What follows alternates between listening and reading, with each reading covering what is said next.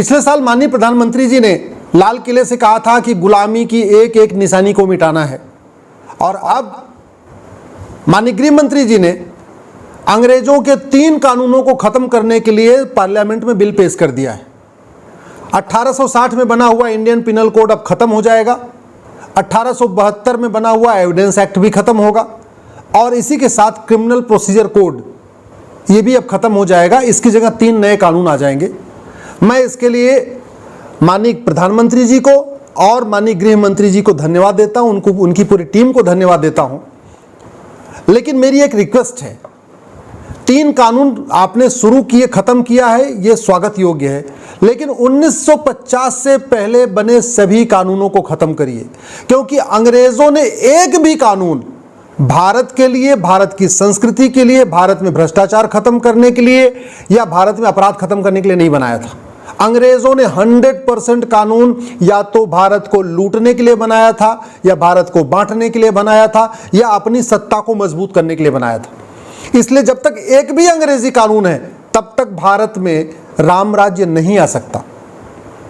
कायदे से यह काम नेहरू जी को करना था कि जैसे आज़ादी मिली सारे अंग्रेजी कानून खत्म कर देते, अंग्रेजी व्यवस्था बदल देते, अंग्रेजी पुलिस व्यवस्था बदलते, अंग्रेजी न्यायिक व्यवस्था बदलते, लेकिन उन्होंने कुछ नहीं किया।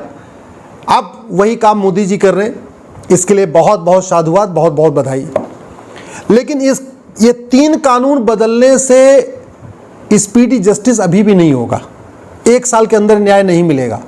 अगर हम चाहते हैं कि भारत में 1 घंटे के अंदर मुकदमा दर्ज होना शुरू हो जाए, 1 महीने के अंदर जांच पूरी हो जाए और 1 साल के अंदर लोगों को न्याय मिलना शुरू हो जाए, यानी FIR within hour, investigation within month and justice within year, तो उसके लिए हमें अमेरिका की तर्ज पे 1 नेशन 1 पिनल कोड लागू करना पड़ेगा। जो कानून अभी पेश हुआ है पार्लियामेंट में, ये बहुत अच्छा है, पहले से बहुत बेटर है, लेकिन इस कानून के अलावा भी भ्रष्टाचार अपराध के 40-50 कानून और भी अभी भी चलेंगे। घूसखोरी का कानून अलग से चलता रहेगा, जमाखोरी का अलग से चलता रहेगा, मिलावटखोरी का अलग से चलता रहेगा, कालाबाजारी का अलग से चलता रहेगा, नशा तस्करी का अलग से चलता रहेगा, मानव तस्करी का अलग से चलता रहेगा, सोना तस्करी का अलग से चलता रहेगा, जिहाद कट्टरवाद रोकने के लिए अलग से कानून चलता रहेगा, घुसपैठ के लिए कोई कानून है ही नहीं है, धर्मांतरण के लिए कोई कानून सेंट्रल लेवल पे है ही नहीं है, आतंकवाद वाला कानून अलग से चलता रहेगा, अलगाववाद अलग से चलता रहेगा। मेरा आग्रह यह है माननीय प्रधानमंत्री से, गृह मंत्री से, कि आप अमेरिका के फेडरल पिनल कोड की तर्ज पे जो एक नया कानून बना रहे हैं, इसी में सारे के सारे भ्रष्टाचार और अपराध के जितने भी कानून हैं, इसी में चैप्टर 1, चैप्टर 2, चैप्टर 3 करते करते करते 100 चैप्टर हो जाए, 120 चैप्टर हो जाए। जैसे अमेरिका के फेडरल पिनल कोड में 123 चैप्टर है, तो हमारी तो जनसंख्या ज़्यादा है, हमारे यहाँ अपराध भी ज़्यादा है, तो हमारे यहाँ तो 150 चैप्टर भी हो सकता है या 200 चैप्टर भी हो सकता है। लेकिन हमें इस पैटर्न पे बनाना पड़ेगा, क्योंकि मुकदमा लिखने वाला हवलदार होता है, उस 10वीं या 12वीं पास होता है। अगर हम 50 कानूनों का मकड़जाल कंटिन्यू करेंगे तो वो 50 कानूनों को नहीं पढ़ पाएगा। हाँ, अगर एक कानून में सारे के सारे अपराध इसमें शामिल हो जाएंगे तो वो हवलदार थाने में बैठा बैठा देखता रहेगा कि कौन से चैप्टर में क्या लिखा है, कौन से चैप्टर में क्या लिखा है, तो FIR आसानी से लिख देगा और FIR अच्छा लिखेगा। FIR क्रिमिनल जस्टिस सिस्टम की जान होती है, फाउंडेशन है। अगर अच्छा FIR नहीं होता तो बाद में अच्छी इन्वेस्टिगेशन नहीं होती, अच्छी इन्वेस्टिगेशन नहीं होती तो ठीक से न्याय नहीं मिलता, मुकदमा लंबा चलता है, कई बार लोग सबूत के अभाव में छूट जाते हैं, कई बार ऐसा भी होता है कि जो दोषी होते हैं उनको बेल मिल जाती है, निर्दोष जेल में रहते हैं। इसलिए FIR अच्छा होना चाहिए। FIR तभी अच्छा होगा जब 1 नेशन 1 पिनल कोड होगा। इसके अलावा चूंकि जांच पुलिस को करना है, पुलिस हर राज्य की अलग अलग कानून से चल रही है। 1861 का जो पुलिस एक्ट है इसको बदलना पड़ेगा। अंग्रेजों द्वारा बनाया गया कानून ये 1861 का बहुत घटिया है, हमें 1 नेशन 1 पुलिस कोड भी लागू करना पड़ेगा।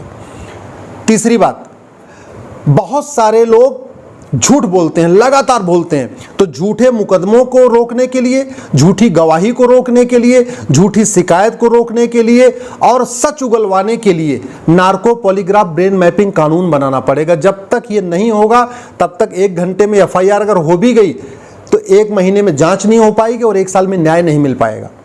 इसी तरीके से 1908 का सिविल प्रोसीजर कोड, ये जो जमीन का संबंधित विवाद है, ये 1908 के सिविल प्रोसीजर कोड से चलता है, इसको भी बदलना पड़ेगा। जब तक ये 1908 का सिविल प्रोसीजर चलता रहेगा तब तक जमीन के मुकदमे 25 साल, 30 साल, 40 साल चलेंगे। पता चला सुप्रीम कोर्ट का आते आते 50 साल भी लग जाता है। मुकदमा जो है बेटा शुरू करता है, बेटा बूढ़ा हो जाता है, पता चला उसका बेटा के मुकदमा लड़ता है, तो ये 1908 का सिविल प्रोसीजर कोड भी बदलना पड़ेगा। Judicial code, one nation one judicial code लागू करना पड़ेगा। पूरे देश के जज, चाहे हाई कोर्ट के जज हों चाहे वो डिस्ट्रिक्ट कोर्ट के जज हों, सबके लिए एक रूल्स रेगुलेशन बनाना पड़ेगा, सबके लिए एक प्रोसीजर बनाना पड़ेगा, कॉमन जुडिशियल टर्म यूज़ करना पड़ेगा। तो एक one nation one judicial code भी लागू करना पड़ेगा। इसको सुप्रीम कोर्ट खुद करे, और सुप्रीम कोर्ट खुद नहीं करना तो हाई कोर्ट को, पार्लियामेंट को करना पड़ेगा।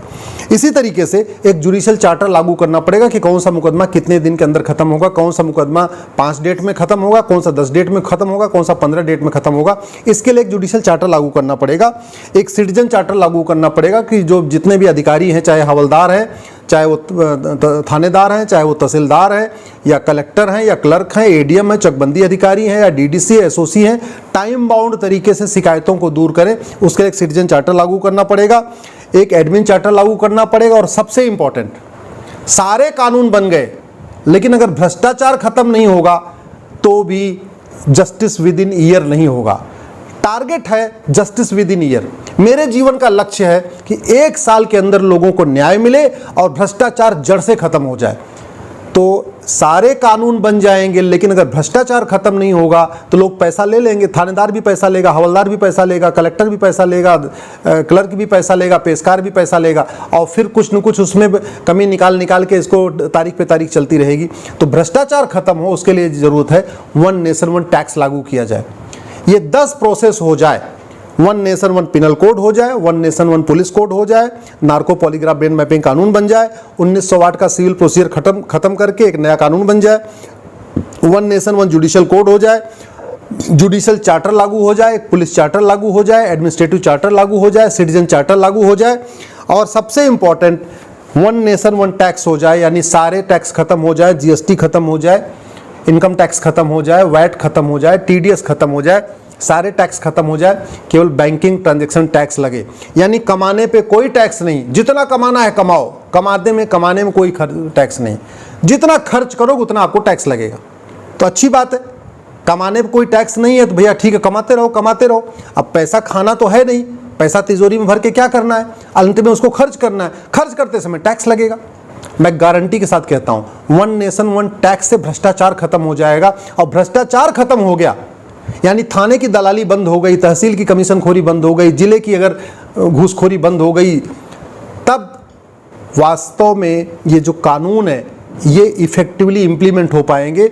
जब चाहे थानेदार होगा, चाहे तहसीलदार होगा, चाहे पेशकार होगा, चाहे क्लर्क होगा या कलेक्टर होगा या आरटीओ का ऑफिस होगा या कमिश्नर होगा, जो भी होगा वो अपना ईमानदारी से काम करेंगे। जब तक भ्रष्टाचार की गुंजाइश रहेगी, जब तक पैसा लेके और पैसे से बड़ी बड़ी कार खरीदने का उनके पास मौका होगा, लग्जरी फ़ोन खरीदने का मौका होगा, बाइक खरीदने का मौका होगा या फ्लैट और प्लॉट खरीदने का मौका होगा, तब तक उनका दिमाग अपने काम पे नहीं रहेगा। तब तक उनका दिमाग रहेगा कितना नंबर 2 का वसूल हो। और सरकारी विभाग में यही होता है, जो उनको तनख्वाह मिलती है उनको लगता है तनख्वाह तो हमारी है, काम करने का पैसा लेते हैं, काम करें। उनको कभी ये सोचते ही नहीं कि काम करने के लिए ऑलरेडी तनख्वाह मिल रही है तो फिर अलग से पैसा क्यों चाहिए।